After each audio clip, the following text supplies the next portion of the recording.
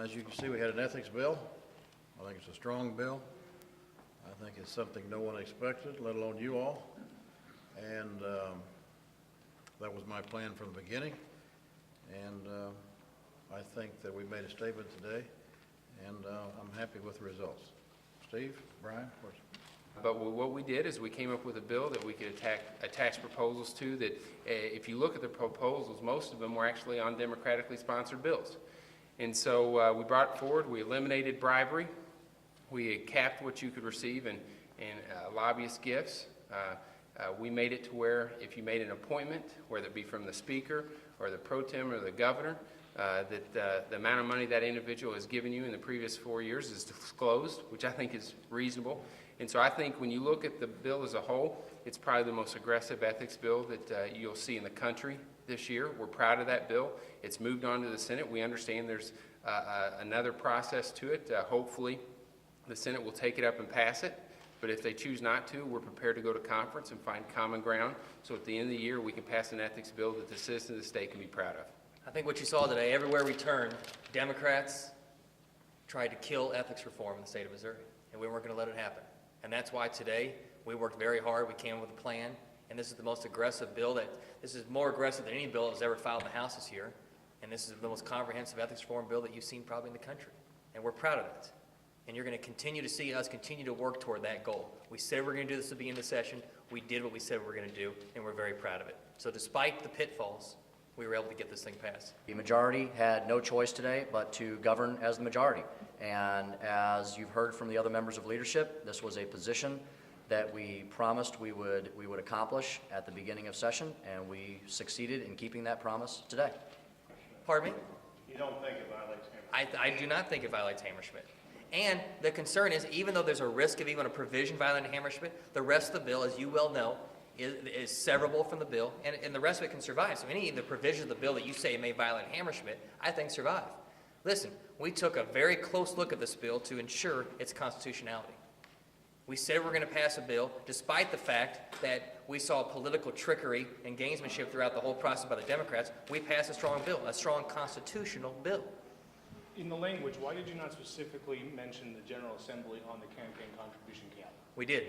The intention of the General Assembly, the intention of the House as we passed today was to make the campaign contribution limits apply to us. I don't care what anybody says out there in the world. The intention and the language does. And to the extent there's any concern about it, we will absolutely clean it up in caucus. The campaign contribution cap applies to members of the General Assembly, period. And if you all have some concern about making that clear, we'll fix it and we'll make it clear. And that's the direction of the Speaker. Are you referring to the political subdivision? Yes, since when are you Okay. political subdivision? Well, when we fill out our form, we put in political subdivision. I put in 129.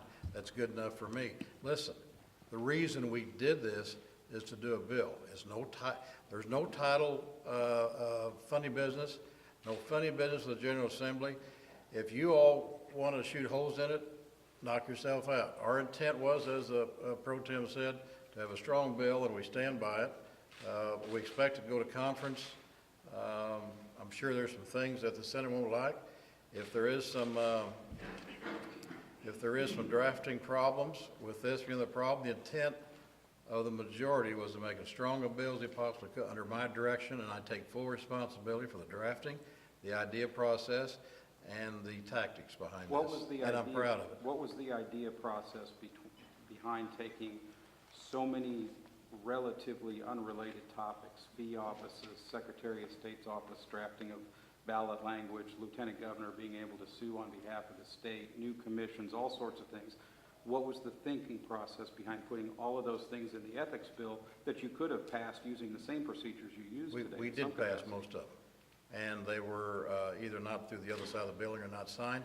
And after consultation with my caucus, we felt that we ought to make it an over-encompassing piece of legislation and take care of many problems, and I think we did. Why are you relying upon a form from the Ethics Commission to craft legislation rather than existing laws? I didn't. I reside on a drafter to draft legislation like I've done many times before. And we ask you not to rely on political hacks that sit back and say this doesn't apply to us. We're telling you the intention of the bill and the language of the bill, it does You know, apply to I'm us. not gonna get into that. You know what? If you, you know, the question is moot. Our intent was ever clear. If you don't believe the intent's there, do what you may. Our intent was to include everybody in all the branches except the judiciary. That was the bill sponsor's intent, and that was my intent, and Mr. Judiciary Speaker, does it. Mr. Speaker, there's 36 references to General Assembly in the bill, including the lobbyist ban, the 2-year revolving door, the bribery provisions, and the gubernatorial appointees. I have a hard time understanding how you forgot to have mentioned the General Assembly. oh, you in just that have to section. understand it then, won't you?